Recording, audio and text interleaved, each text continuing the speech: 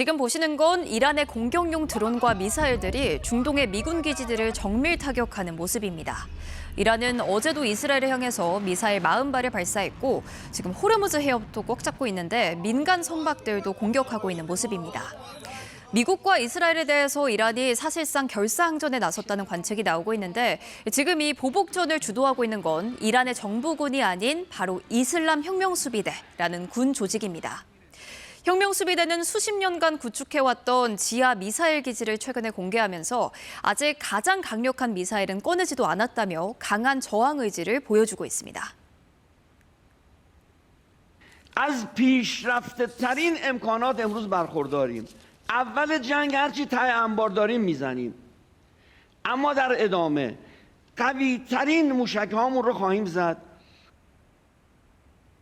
네, 혁명수비대는 1979년 이슬람 혁명 직후 최고 지도자인 호메이니가 기존의 정규군을 견제하기 위해서 만든 직속 조직입니다. 이슬람 혁명의 이념과 최고 권력을 수호하기 위해서 직중 육성이 되면서 현재는 6해공을 모두 갖췄고요. 약 20만 병력 그리고 예비군까지 더하면 60만 병력의 거대 군사 조직으로 덩치가 커졌습니다. 무엇보다도 혁명수비대는 이란의 탄도미사일과 핵 프로그램을 직접 관리 감독하고 있는데 최소 3,000발 이상의 탄도미사일을 갖고 있는 걸로 추산되고 있습니다. 드론과 미사일을 자체 생산해서 러시아에 수출할 정도의 군수 능력도 갖추고 있고요.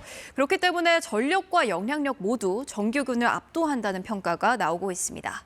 혁명수비대는 자기들을 대신해서 미국과 싸워줄 무장단체들, 그러니까 헤즈볼라나 또 예멘의 후티 반군 등을 중동 지역 곳곳에 심어놨는데 이런 이유로 2019년 미국은 혁명수비대를 아예 테러단체로 지정하기도 했습니다.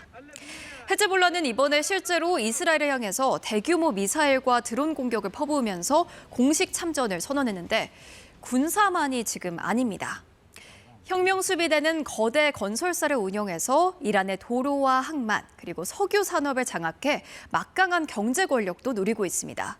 혁명수비대가 이란 GDP의 20에서 30%에 달하는 자산을 직간접적으로 운용한다는 분석도 나오고 있습니다.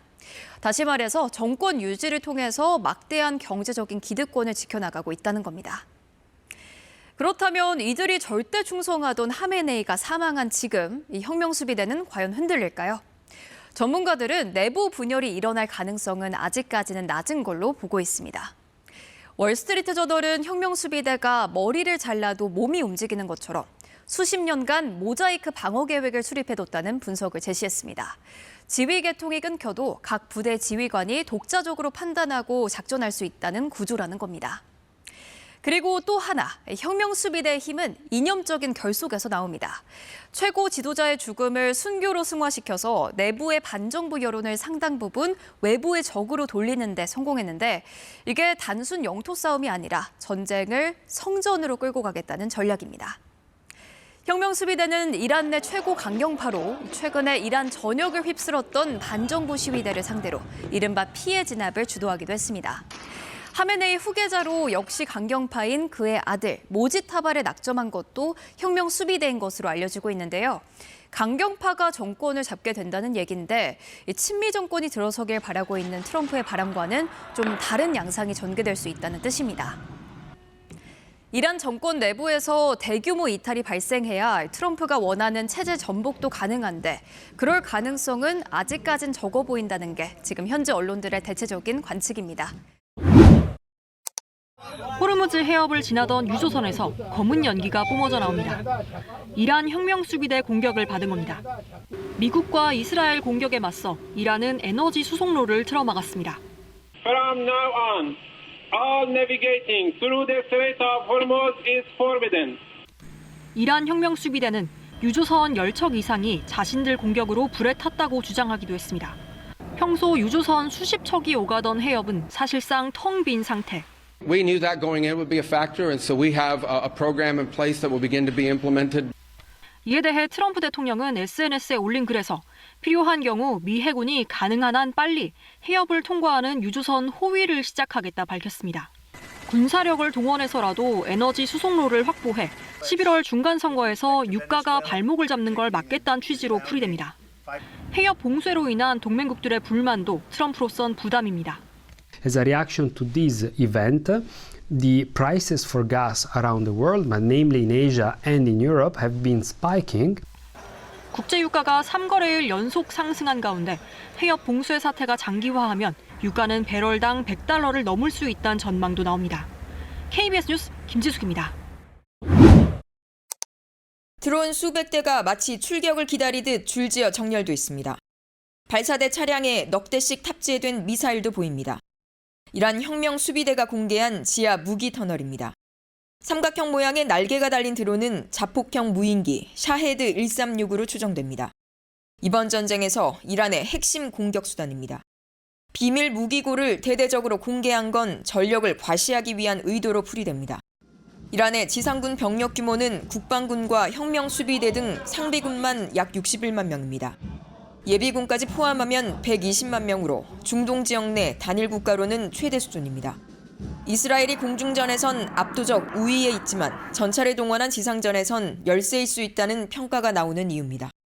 With the passage of time, there will be more and more pressure on this, particularly if this is going to be a long and a drawn-out war. 이란군 미사일 전력은 고체 연료를 주입하는 세질 탄도 미사일과 순항 미사일인 수마르까지 중동 내 최대 규모로 평가받습니다. 이란군은 특히 대함 미사일과 기뢰, 드론 등으로 호르무즈 해협 봉쇄 조치를 내리지 않고도 해상을 교란할 능력을 가졌다고 알자지라는 평가했습니다. 유럽 주요 국가들은 확전을 막기 위해 긴급 외교 채널을 가동 중입니다. 또 미국의 작전을 지지하되 참전은 하지 않겠다는 전략적 거리두기를 하고 있습니다. 파리에서 KBS 뉴스 안다영입니다. 이란의 주요 성지에 들렀던 솔레이마니의 시신이 수도 테헤란으로 돌아오자 광장과 거리는 추모 인파로 가득 찼습니다. 한 번이라도 만져보려고 관 주위로 몰려들고 손이 닿지 않으면 옷가지를 던지기도 합니다. 살아있을 때 군부 실세였던 솔레이마니가 이제 순교자의 반열에 오르는 모습입니다. جای قاسم سلیمانی رو که برای ما پر نمی‌کنه. حالا اگه هر حرکتی هم که انجام بدن هر کاری که انجام بدن بین بردن جسم حاج قاسم رو برد. حاج قاسم تازه از الان بالا کل دنیا متولد شد. دنیا فهمید که آمریکا با چه کسی طرفه. 장례식에 참석한 이란 최고 지도자 하메네이는 울먹이며 눈물까지 흘립니다. 이란 국영TV는 영적 지도자가 이례적으로 우는 모습을 전국에 생중계했습니다. 솔레이마니의 딸은 아버지의 죽음을 복수하기 위한 미군 공격을 주장했습니다.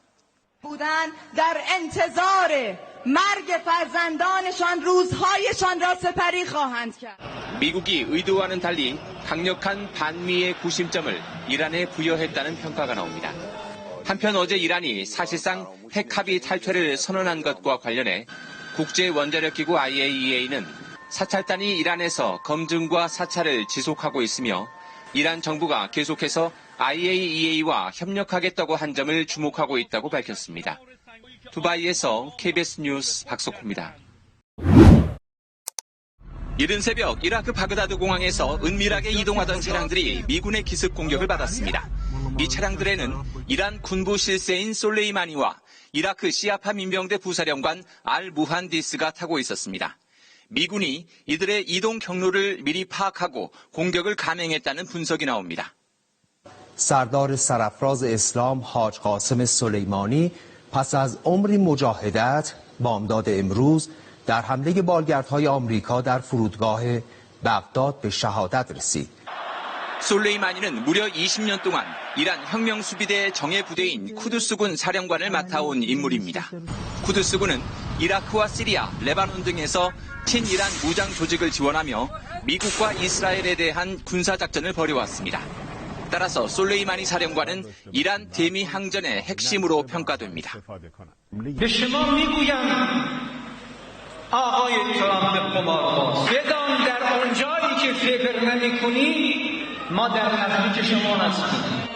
대통령 선거 때마다 후보로 거론되어 온 솔레이마니가 사망하자 이란은 사흘간의 추모 기간을 선포했습니다.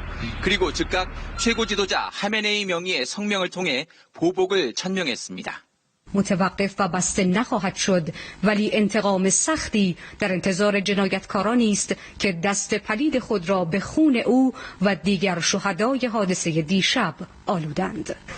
이라크의 최대 정파 알사이룬과 친이란 민병대도 모든 저항 전사는 준비태세를 갖추라며 대미 항전을 촉구했습니다.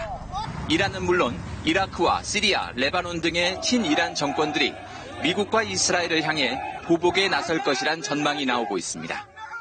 이번 공격이 이후 중동 정세에 미칠 영향을 우려해 국제 유가는 한때 4% 넘게 치솟기도 했습니다.